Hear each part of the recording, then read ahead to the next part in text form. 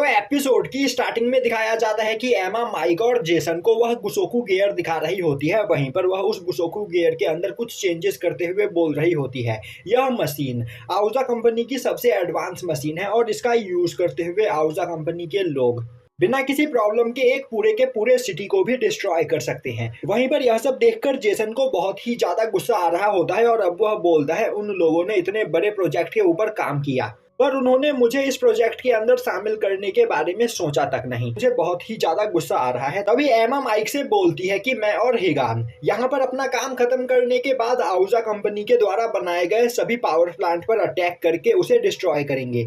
तो आखिर यहाँ पर तुम दोनों क्या करने वाले हो? माइक बोलता है मैं जेसन के साथ मिलकर आउजा कंपनी का पर्दाफाश करूंगा।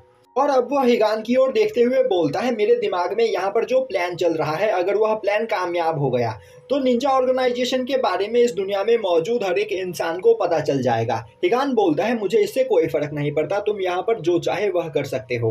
दूसरी ओर हमें दिखाया जाता है कि उनके ट्रक के ऊपर एक ट्रैकर चिपका हुआ होता है। अब हमें दिखाया जाता है कि एक जगह पर आउजा कंपनी का लीडर यामाजी से मिलने के लिए आया हुआ होता है और अब वह बोल रहा होता है कि डी के पास मौका था, अगर वह अपने आदमियों को बुला लेता तो वह लोग हिगान को मार सकते थे, पर वह वहां से बिना कुछ किए वापस आ गया। यामाजी बोलता है बिना गुसोकू गियर के हिगान से फाइट करना बच्चों का खेल नहीं, और अगर डी उसे छोड़कर वहां से नहीं आया होता तो अब तक वह भी मर चुका होता। यह सुनकर आउजा कंपनी के लीडर को और भी ज्यादा गुस्सा आता है और अब वह चिल्लाते हुए बोलता है तुम्हें नहीं पता कि पावर प्लांट के अंदर हिगान ने कितनी ज्यादा तबाही मचाई है और अब एडवाइजरी कमेटी के लोग मुझसे इसका जवाब मांग रहे हैं। हमें कुछ भी करके जल्द से जल्द हिगान को निपटाना होगा। और मेरी बात कान खोल कर सुनो, मैं अपने मिशन को कंप्लीट करने के बहुत ही ज्यादा करीब हूँ और एक बार बस मेरा यह मिशन कंप्लीट हो जाए जिसके बाद मैं इस पूरी दुनिया को एक गेम की तरह कंट्रोल करूंगा। और अब इतना ज्यादा करीब आने के बाद मैं अपने इस गेम को खराब होते हुए नहीं देखना चाहता हूँ। यामाजी बोलता है तो क्या यह सब कुछ तुम्हारे लिए बस एक गेम है?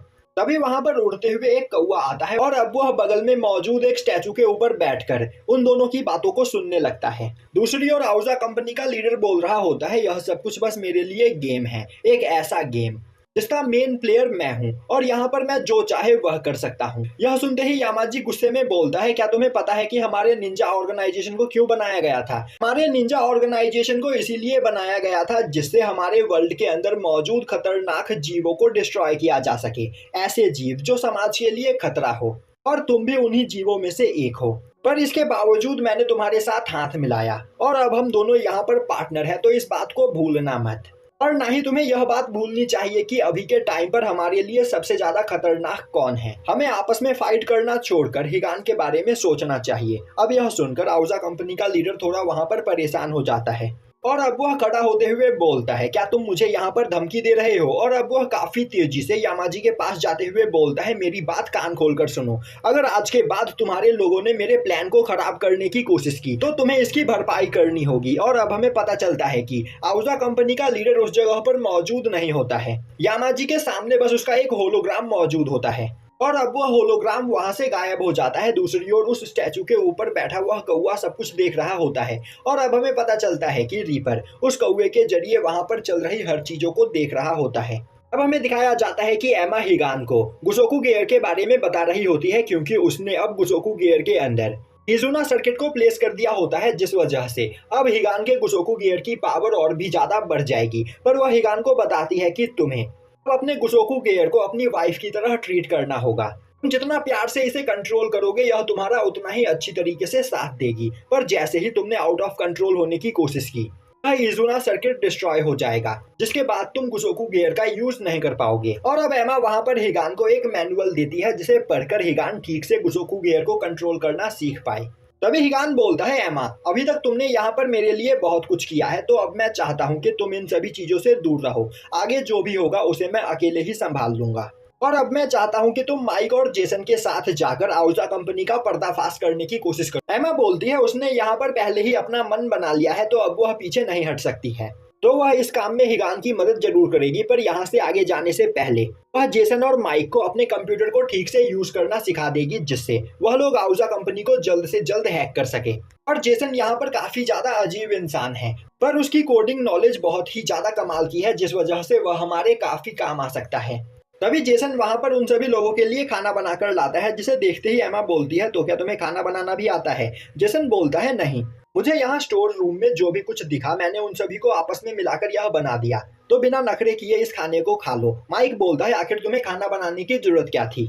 जेसन बोलता है, हिस्ट्री में जितने भी गैंग्स, माफिया, याकुजा या फिर बड़े बड़े ऑर्गेनाइजेशन के लोग हुए हैं, उन्होंने हमेशा अपने बड़े मिशन पर जाने से पहले एक साथ खाना खाया है, और हम लोग भी यहाँ पर एक बड़े मिशन पर जा रहे हैं, इसीलिए मैं तुम सभी लोगों के साथ बैठकर यह खाना खाना चाहता था। यह सुनकर सभी लोग वहां पर हंसने लगते हैं, जिसके बाद सभी लोग एक साथ बैठकर उस खाने को एंजॉय करते हैं। अब हमें आउजा कंपनी का मेन हॉल दिखाया जाता है, जहां पर आउजा कंपनी का लीडर बैठा हुआ होता है। तभी उसके पास एक पर्सन का कॉल आता है, जो उससे पावर प्लांट एक्सप्लोजन के बारे में सवाल पूछने लगता है। अब उस पर्सन के सवाल सुनकर आउजा कंपनी का लीडर बोलता है, मैंने पहले ही अपनी सफाई दे दी है, तो क्या तुम्हें मेरी बात समझ में नहीं आई? तभी वह पर्सन बोलता है, मुझे तुम्हारी बात पर यकीन नहीं, तो मैं खुद उस जगह पर आकर वहां की सिचुएशन को चेक करना चाहता हूँ। यह सुनते ही आउजा कंपनी का लीडर बहुत ही ज्यादा गुस्सा हो जाता है और उस पर्सन के ऊपर चिल्लाने लगता है, जो देखते ही उसके बगल में खड़ी डेली कॉल को कट कर देती है। और अब वह बोलती है, आजकल तुम यहाँ पर बहुत ही ज्यादा गुस्से में रहते हो। आउजा कंपनी का हेड बोलता है, यह सब कुछ डी की वजह से हुआ है। अगर डी ने उस दिन हिगान को मार दिया होता तो मुझे इतने सारे सवालों के जवाब नहीं देने पड़ते। तो आखिर अब वह क्या कर रहा है? डेली उसे बताती है कि डी अभी अपने बालों को कटवाने के लिए गया है। आउजा कंपनी का हेड बोलता है, जल्दी से उसे कॉल लगाओ। डेली उसे बताती है कि डी अपने बाल कटवाने टाइम किसी के भी कॉल को अटेंड नहीं करता है। आउजा कंपनी का हेड चिल्लाते हुए बोलता है, यह एक इमरजेंसी सिचुएशन है, तो जल्द से जल्द उसे कॉल लगाओ। यह सुनकर डेली परेशान हो जाती है और अब वह डी के पास कॉल लगाती है। वहीं पर डी अपने बालों को सेट करवा रहा होता है, तभी उसके पास फोन आता है, पर वह कॉल को कट कर देता है। और अब वह बोलता है कि मैं अपने पर्सनल टाइम में डिस्टर्ब होना नहीं चाहता हूँ। और अब डी अपने फोन को उठाते हुए उस ट्रक के लोकेशन को ट्रैक करने लगता है, क्योंकि उस ट्रक के ऊपर उस ट्रैकर को डी ने ही लगाया था, जिससे कुछ टाइम के बाद वह दोबारा से उन लोगों के पास जाकर हिगान को फाइट के लिए चैलेंज कर सके। दूसरी ओर आउजा कंपनी के हेड को यह सब देखकर और भी ज्यादा गुस्सा आता है और अब वह बोलता है कि डी अब यहाँ पर मेरे कॉल को रिजेक्ट कर रहा है। आखिर ऐसा करने की उसकी हिम्मत कैसे हुई? अब वहां पर डेली उस पर्सन को शांत करने की कोशिश करती है। अभी आउजा कंपनी का हेड बोलता है, डेली मैं चाहता हूँ कि तुम मेरे लिए एक काम करो और बाकी यहाँ पर सब कुछ मैं संभाल लूंगा। डी को नहीं पता कि उसने मुझसे उलझकर कितनी बड़ी गलती की है, तो उसे इसकी सजा जरूर मिलेगी। अब हमें दिखाया जाता है कि रीपर कुसोकू गेयर सेंटर की ओर जा रहा होता है। तभी उसे रास्ते में आउजा कंपनी का हेड मिलता है, जो रीपर को देखते हुए बोलता है, क्रोमैन, आज से पहले मैंने तुम्हें इस जगह पर कभी नहीं देखा, तो क्या तुम यहाँ पर कुसोकू गेयर लेने के लिए आए हो? तभी रीपर सेंटर के अंदर जाता है और अब वह वहां पर मौजूद लोगों से पूछता है, आखिर यह पर्सन यहाँ पर क्या करने के लिए आया था? तभी एक पर्सन आगे आते हुए बोलता है, तुम्हारा मतलब बॉस, वह हमेशा इस जगह पर नहीं आते हैं, पर पता नहीं क्यों आज अचानक वह यहाँ पर आए और उन्होंने डी के कुसोकू गियर में कुछ चेंजेस किए, जिसके बाद वह बिना कुछ बोले यहाँ से चले गए। तभी रीपर आगे बढ़ते हुए एक कुसोकू गियर को देखते हुए बोलता है, आखिर यह कब तक बनकर तैयार हो जाएगा? यह सुनते ही वहां पर खड़ा दूसरा पर्सन उसे बताता है कि यह 92% बनकर तैयार हो चुका है और कुछ ही दिनों में हम लोग इसका यूज कर पाएंगे। अब सीन शिफ्ट होता है और हमें दिखाया जाता है कि हिगान अपने ट्रक के अंदर बैठा अपने कुसोकू गियर के मैनुअल को पढ़ रहा होता है। तभी माइक उसके पास आते हुए बोलता है, तो तुम यहाँ पर पढ़ाई में लगे हुए हो? वैसे सच कहूँ तो मुझे अभी भी यकीन नहीं हो रहा है कि एमा एक निंजा है। मैंने उसके साथ काफी ज्यादा टाइम स्पेंड किया है और कभी भी मुझे यह एहसास नहीं हुआ कि वह एक निंजा है। वह बिल्कुल मेरी बेटी की तरह है। तो हिगान, मैं चाहता हूँ कि यहाँ पर चाहे कुछ भी क्यों ना हो जाए, तुम एमा को हमेशा प्रोटेक्ट करना। दूसरी ओर हमें दिखाया जाता है कि एमा और जेसन उस कार के अंदर बैठकर आउजा कंपनी को हैक करने की कोशिश कर रहे होते हैं। वहीं पर एमा उन्हें बता रही होती है कि सबसे पहले हमें फायर वॉल को हैक करना होगा, वह वॉल जो आउजा सिटी के अंदर जाने में सबसे पहले आता है। इसके बाद हम आउजा के सैटेलाइट को हैक करेंगे, जिससे हमें आउजा के पास मौजूद वेपन्स और सभी सीक्रेट इन्फॉर्मेशन के बारे में पता चल जाएगा। दूसरी ओर हमें डी को दिखाया जाता है, जिसके बाल कटकर तैयार हो चुके होते हैं और अब वो अपनी जगह से खड़ा होता है। तभी उसके पास एक कॉल आता है और अब एक पर्सन उसे बताता है कि उसका कुसोकू गियर यहाँ पर फुल्ली चार्ज हो चुका है और अब वह गियर सूट यूज करने के लिए तैयार है। यह सुनते ही डी खुश होते हुए बोलता है, मैं इसी का इंतजार कर रहा था, तो अब टाइम आ गया है दोबारा से हिगान को चैलेंज करने का। दूसरी ओर एमा ने फायर वॉल को हैक कर लिया होता है, जो देखकर जेसन बहुत ही ज्यादा हैरान होता है और अब वह हंसते हुए बोलता है, इन सैटेलाइट्स को सबसे पहले डेवलप करने का काम मुझे मिला था, पर फिर यह काम मुझसे छीनकर किसी और को दे दिया गया। तो आज मैं दोबारा से अपने सैटेलाइट्स को अपने कब्जे में लेकर आउजा कंपनी को सबक सिखाने वाला हूँ। तभी उड़ते हुए डी उस जगह पर आ जाता है और अब वह हिगान को चिल्लाते हुए बोलता है, हिगान, अपने कुसोकू गियर को पहनकर बाहर आओ, मैं तुम्हें फाइट के लिए चैलेंज करता हूँ। यह सब देखकर जेसन और एमा भी बहुत ही ज्यादा परेशान हो चुके होते हैं। तभी माइक भागते हुए एमा के पास आता है और बोलता है, एमा क्या तुम्हारे पास कोई वेपन्स मौजूद है जिनका यूज यहाँ पर मैं भी कर सकता हूँ। एमा बोलती है उसके ट्रक के अंदर कई सारे मशीन गन्स रखे हुए हैं। यह सुनते ही माइक काफी तेजी से ट्रक की ओर भागता है। दूसरी ओर हिगान अपने गुसोकू गियर को पहनकर डी के सामने जाकर खड़ा हो जाता है, जो देखते ही डी बोलता है, फाइनली अब मुझे फाइट में मजा आने वाला है। और अब वहां पर उन दोनों की फाइट स्टार्ट हो जाती है और अब वह दोनों एक दूसरे पर अपनी पूरी पावर का यूज करते हुए अटैक करने लगते हैं। अभी अचानक से वहां पर चारों ओर कई सारे लोग आ जाते हैं और अब वह सभी लोग एमा के कार और हिगान के ऊपर गन पॉइंट कर देते हैं। यह देखकर डी बोलने लगता है, इसने मेरा प्लान दोबारा से खराब कर दिया। वहीं पर अपनी जगह पर बैठा आउजा कंपनी का है यह सब कुछ देख रहा होता है और अब वह बोलता है, बेवकूफ डी को लग रहा था कि वह मुझे धोखा दे सकता है, पर मुझसे यहाँ पर कोई भी नहीं बच सकता है। अब वह सभी लोग एमा के कार के ऊपर लगातार गन फायर करने लगते हैं, जो देखकर जेसन बहुत ही ज्यादा परेशान हो जाता है। तभी एमा अपने ट्रक के अंदर मौजूद 3 रोबोट सूट को बाहर निकालती है और अब वह तीनों रोबोट सूट उस कार को प्रोटेक्ट करने लगते हैं। तभी जेसन डरते हुए बोलता है, आखिर हमारे पास यहाँ पर कितना टाइम बचा हुआ है।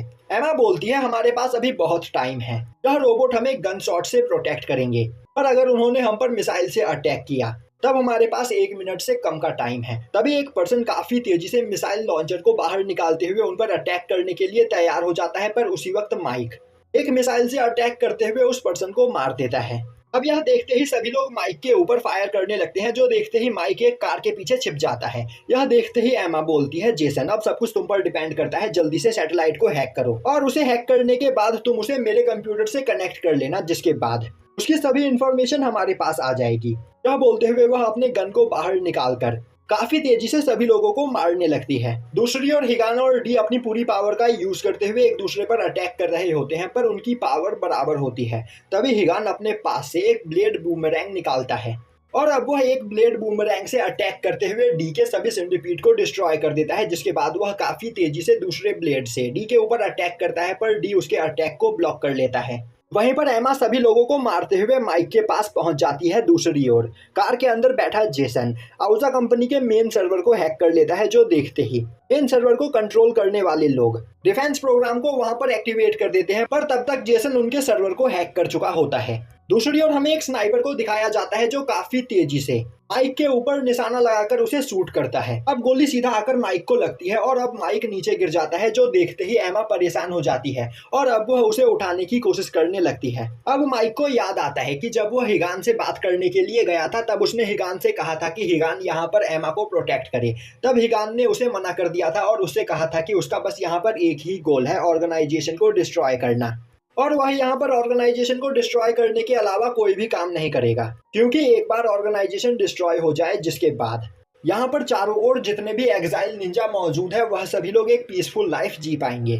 तभी प्रेजेंट टाइम में माइक को होश आता है और अब वह बोलता है, मुझे कुछ भी नहीं हुआ तो तुम्हें परेशान होने की कोई जरूरत नहीं। और अब वह एमा को दिखाता है कि उसने वहां पर बुलेट प्रूफ जैकेट पहन रखा होता है। अब एमा और माइक वहां पर मौजूद सभी लोगों को थोड़ी ही देर में मार देते हैं। दूसरी ओर हिगान और डी अभी भी फाइट कर रहे होते हैं और तभी हिगान अपने बूमरैंग ब्लेड का यूज करते हुए काफी तेजी से अटैक करके डी को वहां पर घायल कर देता है। तभी डी अपने मास्क को हटाते हुए बोलता है, काफी सालों के बाद किसी से फाइट करने में मुझे इतना ज्यादा मजा आया है, तो अब मैं शांति से मर सकता हूँ। अब हिगान अपने गुसोकू गियर को उतार देता है। तभी एमा भागते हुए डी के पास जाती है, जिसे देखते ही डी बोलता है, एमा मुझे यह बताओ कि आखिर तुमने हमें धोखा क्यों दिया। एमा बोलती है, मैंने तुम्हें कभी भी धोखा नहीं दिया, मैं स्टार्टिंग से ही तुम लोगों के खिलाफ थी। यह सुनते ही डी हंसते हुए बोलता है, मुझे तुमसे यही जवाब सुनना था, तो हिगान अब आगे बढ़ो और मुझे मार दो। यह सुनते ही हिगान अपने स्वॉर्ड को उठाते हुए डी को मारने के लिए आगे बढ़ता है। तभी अचानक से डी के गुसोकू गियर के अंदर मौजूद सेल्फ डिस्ट्रक्शन एक्टिवेट हो जाता है। यह देखते ही सभी लोग परेशान हो जाते हैं। वहीं पर यह देखकर डी को बहुत ही ज्यादा गुस्सा आता है और अब वह बोलता है, तो आउजा कंपनी के लीडर ने मेरे गुसोकू गियर के साथ छेड़छाड़ करी और उसने इसके अंदर एक काफी पावरफुल बॉम्ब सेट कर दिया, मुझे माफ कर दो हिगान। यह बोलते हुए वह अपने एक सिंडिपीड का यूज करते हुए हिगान के चारों ओर एक बैरियर बना देता है। तभी माइक काफी तेजी से एमा को बचाने के लिए उसकी ओर भागता है, जो देखते ही एमा अपने तीनों रोबोट्स को ऑर्डर देते हुए माइक को उस जगह से दूर ले जाती है, जिससे उस बॉम्ब ब्लास्ट से माइक सेफ रहे। वहीं पर जेसन अभी भी उस कार के अंदर मौजूद होता है, जिससे वह वहां पर सेफ रहेगा। और तभी डी का वह गुसोकू गियर ब्लास्ट हो जाता है दूसरी ओर यह देखकर आउजा कंपनी के लीडर को बहुत ही ज्यादा गुस्सा आता है और अब वह गुस्से में चिल्लाते हुए बोलता है, डी ने दोबारा से मेरे प्लान को खराब कर दिया। मैं चाहता था कि मेरे एक ही ब्लास्ट में वह पांचों वहां पर मारे जाए, पर यहाँ पर बस एक ही पर्सन की मौत हुई। अब थोड़ी देर के बाद हिगान उस सिंडिकेट को तोड़कर वहां से बाहर निकलता है। तभी वह देखता है कि माइक एमा की बॉडी के पास बैठा हुआ होता है, जो देखते ही वह भागते हुए एमा के पास जाता है। अब एमा बोलती है, हिगान क्या यहाँ पर माइक ठीक है? हिगान हाँ में जवाब देता है। तभी जेसन भागते हुए वहां पर आता है और बोलता है, एमा तुम इस तरह नहीं मर सकती हो, मैं अभी एम्बुलेंस को बुलाता हूँ। तभी एमा के चेहरे पर मौजूद मास्क हट जाता है और अब वह बोलती है, माइक अगर मैं तुम्हारे सामने अपने इस चेहरे के साथ आती तो तुम कभी भी मुझे पहचान नहीं पाते। माइक बोलता है, एमा मैं तुम्हें कभी भी किसी भी हालत में पहचान सकता हूँ क्योंकि तुम बिल्कुल मेरी बेटी की तरह हो। एमा हंसते हुए बोलती है, उसे स्टार्टिंग से ही पता था कि वह किसी सुनसान जगह में अकेले मरने वाली है, पर आज उसके मरने वक्त उसके पास उसके इतने सारे दोस्त मौजूद हैं जो देखकर उसे बहुत ही ज्यादा खुशी हो रही है। और अब एमा को याद आता है कि किस तरह माइक ने हमेशा उसका ख्याल अपनी डॉटर की तरह रखा। और अब हमें दिखाया जाता है कि वह सभी लोग एमा के अंतिम संस्कार का इंतजाम करते हैं। वहीं पर खड़ा माइक बोल रहा होता है, एमा ने सच में मेरे लिए आज तक कई सारे प्रॉब्लम क्रिएट किए और मैं उससे छुटकारा पाना चाहता था, पर जब भी मैं एमा से बात करता था मुझे लगता था कि मैं अपनी डॉटर के साथ बात कर रहा हूँ। और अब माइक वहां पर जोर जोर से रोने लगता है। वहीं पर यह सब देखकर हिगान को बहुत ही ज्यादा गुस्सा आ रहा होता है और अब वह बोलता है कि मैं ऑर्गेनाइजेशन के एक एक मेंबर को तरपा तरपा कर मारूंगा। और अब वह आगे बढ़कर एमा का अंतिम संस्कार करता है और यहीं पर यह एपिसोड खत्म हो जाता है।